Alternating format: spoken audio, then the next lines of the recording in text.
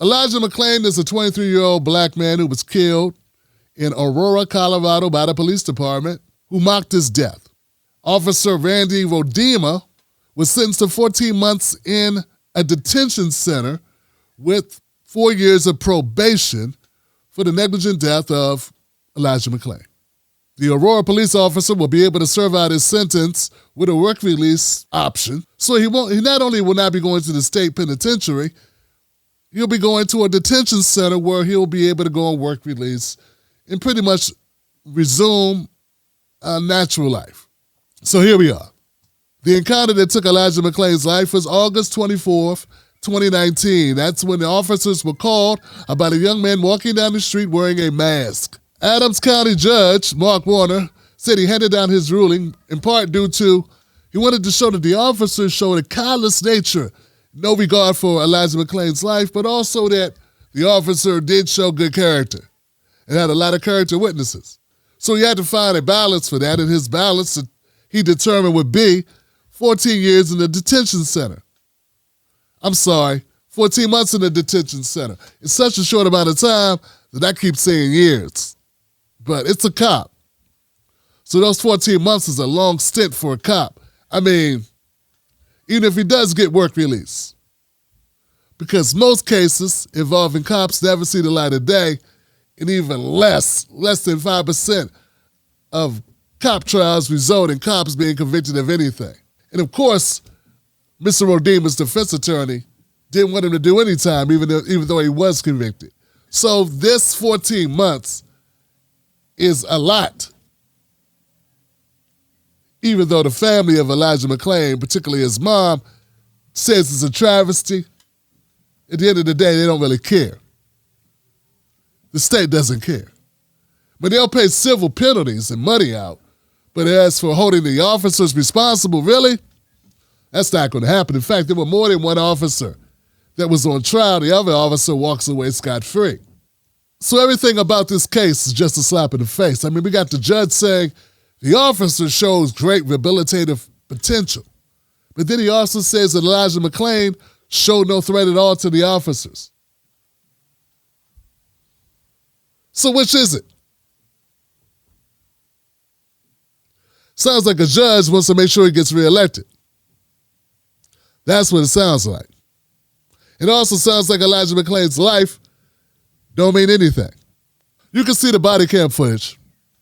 It's like the officers who were called for a dumb reason to begin with, because though it's August and you have a young man wearing a ski mask, it's not against the law. And he wasn't called for breaking the law. He was called for looking suspicious. That's all it was. They said he looked suspicious. Wasn't breaking the law, wasn't doing anything except walking down the street, listening to his music, moving his arms. And that was enough for someone to call the police, for the police to arrive and immediately lay hands on Elijah McClain. Elijah McClain, who was 140 pounds soaking wet, gaffled up by a couple of officers, put on the ground, handcuffed, and then when the paramedics came, they stuck him with a needle of ketamine. And this needle had a lethal dose of ketamine inside it. In fact, the autopsy revealed that the ketamine amount that he was given was for about the same amount that you would give for a 190-pound man. Only problem is Elijah McClain was 140 pounds. So Elijah McClain suffered a couple of heart attacks and died 2 days later. Former Officer Rodema testified in court that he wished something else would have happened. He wished things would have went differently. He wished that the citizen who called the police never would have called the police. Elijah McClain was a young man. This shouldn't have happened. Now, what shouldn't have happened is you. Rodema, you killed a 23-year-old. You had a large part to play in the killing of the 23-year-old, including the paramedics who shot him up with a lethal dose of ketamine. But all of them are responsible because at any point, you, Officer Rodema, could have de-escalated things. The citizens called 911. You called the paramedics. And the paramedics injected him.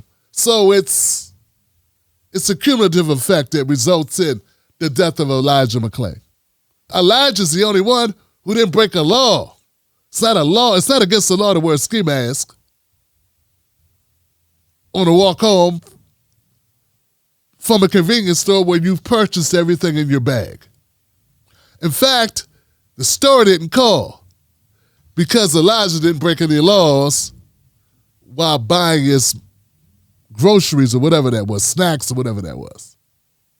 So basically, Elijah McClain he lost his life because he wore a ski mask and went out the house that day. He went out the house in a ski mask. 5 responders were charged in the death of Elijah McClain. 2 of the paramedics were found guilty. They'll be sentenced later in March. 1 of the officers was found guilty.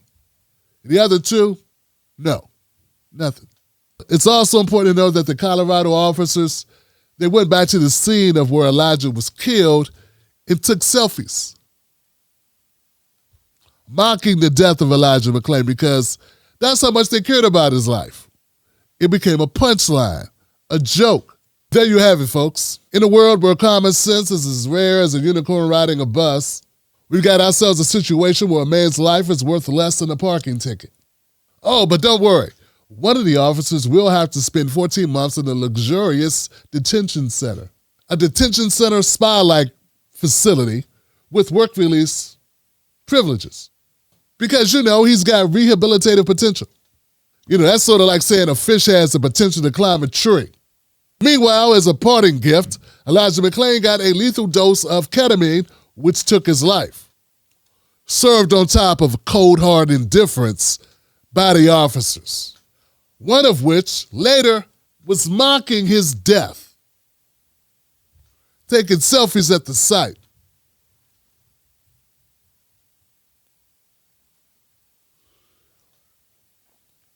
Texting it to fellow cops.